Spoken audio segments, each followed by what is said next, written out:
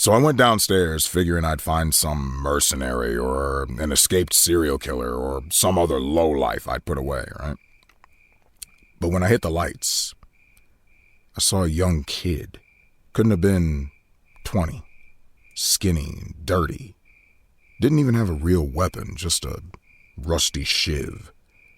He just stood there, didn't say anything.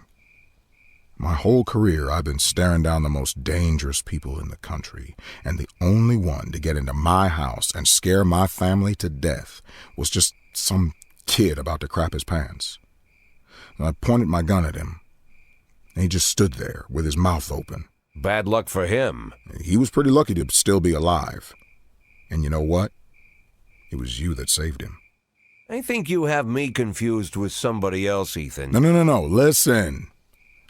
All these years, me and Marla joked about how dangerous my job is. We figured that sooner or later someone would sneak into our house and cut us to pieces, yeah? Pretty dark jokes, but innocent enough. And Marla asks me not to jump into gunfights when she kisses me on the cheek before I leave for work. It's like we figured that if we joke about stuff like that, then it'll never actually happen. But, while I trained my gun at the kid's nose, I finally realized someone really can get into our house. Someone really can cut us to pieces. Now that it finally happened, I can't make any more jokes like that. Marla won't laugh anymore. She'll burst into tears and stay in bed all day crying, hating me more and more every second. So I figured the only way out of the situation was to show her that if someone really does dare to break into our house, he's guaranteed to get a bullet in the face. He'll die right there on the living room carpet. God, Ethan, didn't know you were so bloodthirsty. I'm telling you, Jack, I was serious about shooting this kid right there where he stood. I was about to pull the trigger. But then I remembered you. Remembered 1,000 years ago, we went to the lake and had some beers after an ethics lecture at the academy. I was all angry with that professor, Laszlo, yeah. Remember what he always told us? Being a good policeman is very simple. You just need to keep doing the right thing. I hated those pretentious speeches. I cussed Laszlo up and down and said, if you always do what's right, you've turned yourself into a robot. And you just sat there, drunk eyes staring into the distance. And you were all calm and said, no, Ethan, it's the other way around. To do the right thing takes everything you got as a human. I said that. Oh, what an idiot I was. Come on, Jack, it's not funny. When things get bad, it's those moments you gotta be hopeful and stay human. And I did just like you said. I stayed human. And then I slapped the cuffs on the kid in one quick move, just like Bobby Flash. Bobby Flash? What? You don't remember Evening Freeburg, the old news column? Stories about the cop hero Bobby Flash? I heard they even published a book a few years ago. Oh, that Bobby Flash. Yeah, that Bobby Flash. How can you not remember Bobby Flash? We all argued at junior high about which one of us would be Bobby Flash when he grows up.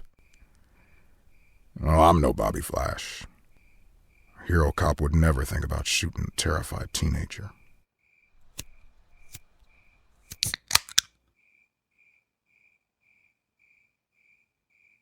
But wait a minute. If I'm not Bobby Flash, then maybe you are. Yeah, maybe so.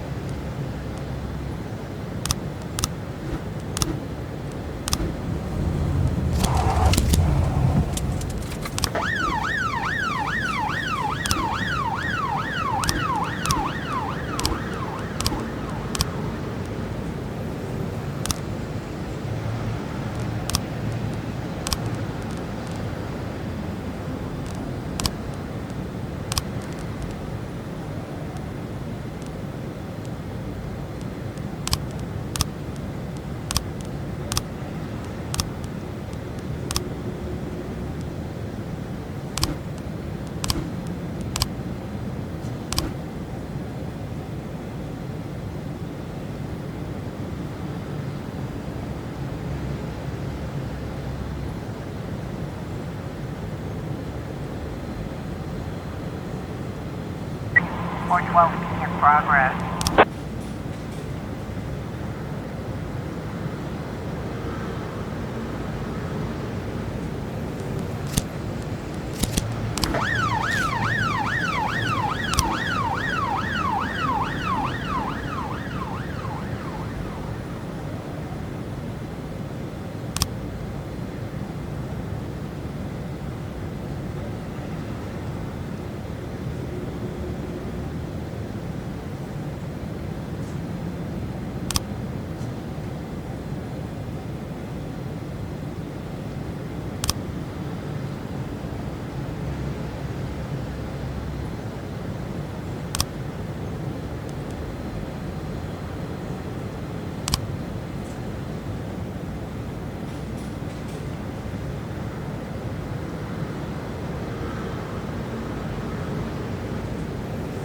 Four 12.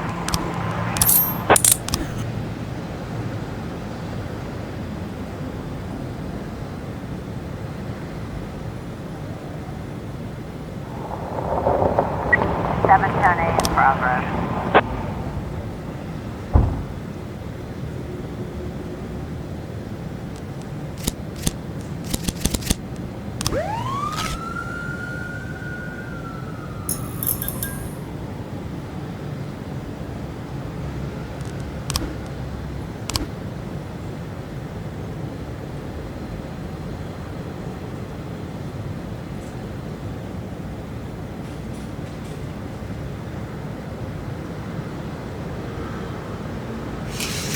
Seven 10A. 712 in progress.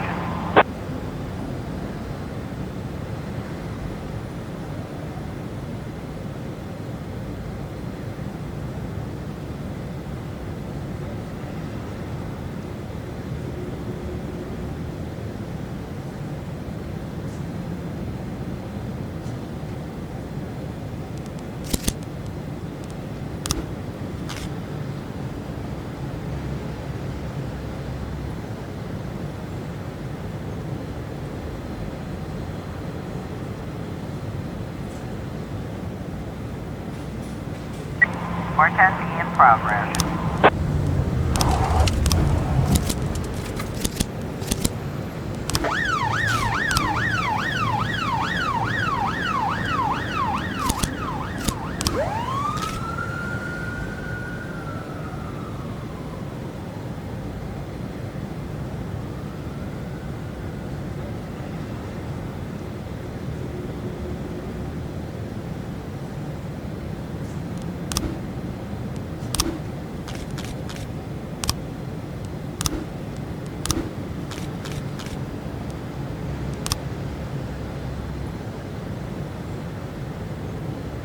We've got a situation here.